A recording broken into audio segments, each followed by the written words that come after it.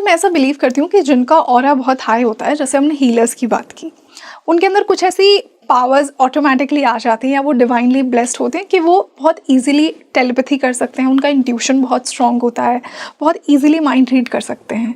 तो अगर किसी को अपने अंदर ये पावर्स और जागृत करनी है तो वो किस प्रकार कर सकता है? पहली बात तो ये ऑरा पर ही काम किया जाए, क्योंकि ये दोनों कनेक्टेड हैं। इस सारी की सारी साइंस जो है ओवरऑल अगर मैं कहूँ, ऑरा से ही कनेक्शन है इनका।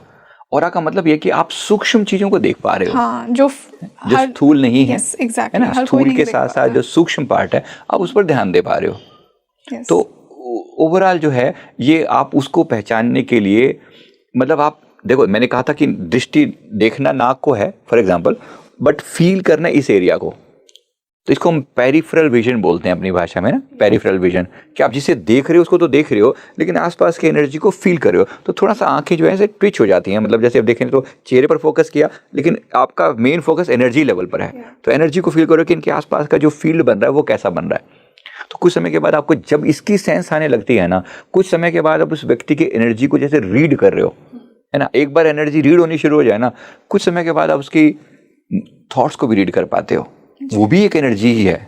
जैसे आपने ऑरा को पढ़ा, ऑरा में आप क्या पढ़ रहे हो, ऑरा में पढ़ पा रहे हो कि इस व्यक्ति की फीलिंग्स कैसी हैं। अगर इसका फॉर एग्जांपल, जैसे अगर इस व्यक्ति का अगर हार्ट चक्र बहुत ज़्यादा डोमिनेटिंग होगा, बहुत इमोशनल होगा, तो इनका ये ग्रीन कलर जो होगा ना, ये डोमिनेटिंग होगा, पल्सेटिंग होगा, ये आपको बिल्कुल क्लियर कट पता चलेगा। और अगर ये मतलब डामाडोल टाइप का मन होगा ना, तो वो भी पता चलता है कि वो एनर्जी जो है ना वो वाइब्रेट कर रही है। एक स्टेबल होगा तो वो पता चलता है।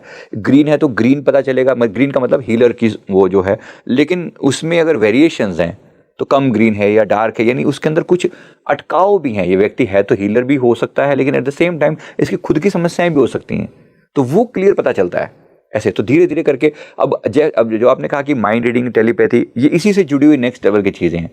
माइंड को रीड करना इज इक्वल टू ऑरा, और ऑरा में भी उसके मन में चलने वाली जो वाइब्रेशन है उसको रीड करना जुड़ा हुआ इसी बात से है वो भी। इसके लिए क्या करते हैं, आप नॉर्मली थर्ड आई पर फोकस करते हैं, माथे के सेंटर में। अगर आपकी ऑरा की प्रैक्टिस कुछ हो चुकी है तो तभी आप यहाँ पर आएंगे। क्या करना चाहिए नॉर्मली इस प्रैक्टिस को बढ़ाने के लिए? कुछ समय तो प्राणायाम करने चाहिए। मतलब प्राणायाम जो है अनुलोम विलोम, कम से कम 5 मिनट, इस तरह से सांस लिया, इधर से निकाला, इधर से लिया, इधर से निकाला, ये आपकी ऊर्जा को, प्राणवायु को शुद्ध करता है। दूसरी जो है भस्त्रिका, श्वास को जोर जोर से बाहर फेंका और अंदर की खुद की क्लींजिंग करी। तीसरी जो है कपालभाति, कुछ देर के पेट को अंदर और श्वास को बाहर फेंकना। और चौथी जो है वो भ्रामरी प्राणायाम। ये बेसिक इंडिकेशन है। इसके अलावा आप कुछ आसन वगैरह करके भी, और कुछ नेचर से कनेक्टेड रहकर भी, जितना हो सके नेचर से कनेक्ट करो हर समय, मतलब गैजेट वगैरह से थोड़ा दूर रह के, तब आप अपनी एनर्जी को जगाते हो। मैं पूरी प्रैक्टिस भी कराता हूँ, हम लोग इसको एज ए कोर्स भी करवाते हैं, साइकिक पावर एक्टिवेशन कोर्स। इसको मैं नाम बता रहा हूँ, this is what psychic power is. ये वो पावर है जो आप डिवेल्प करते हो।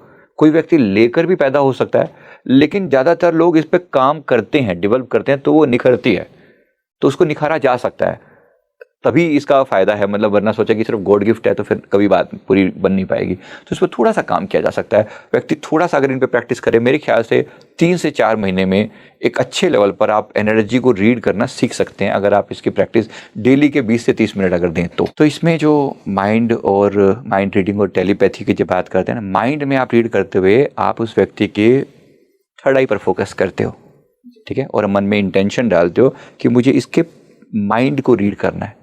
तो माइंड की जो एनर्जी होती है ना, आपको उसके लिए बहुत रिसेप्टिव होना पड़ता है। किसी के माइंड को पढ़ने के लिए आप एक पूरा, मतलब उस समय अपने आप को प्योर रखते हुए, और फिर आप सामने वाले की एनर्जी को ऑब्जर्व करते हो। थोड़ा सा इसमें अपना ऑरा लॉक करना और ये सारे प्रोसेस करना बहुत ज़रूरी है। अगर आप ऑरा लॉक नहीं करते अपनी, तो सामने वाले की एनर्जी आप पर हावी हो सकती है। अब सामने वाला पॉजिटिव है, नेगेटिव है, ये आप नहीं जानते, वो तो बाद में जानोगे ना। लेकिन शुरू में कनेक्ट करते हुए अगर आप सामने वाले की किसी की भी एनर्जी को ऐसा पढ़ना शुरू कर देंगे तो प्रॉब्लम भी हो सकती है। तो इसके लिए कुछ प्रिकॉशंस होती हैं, कुछ मंत्र जाप भी होते हैं।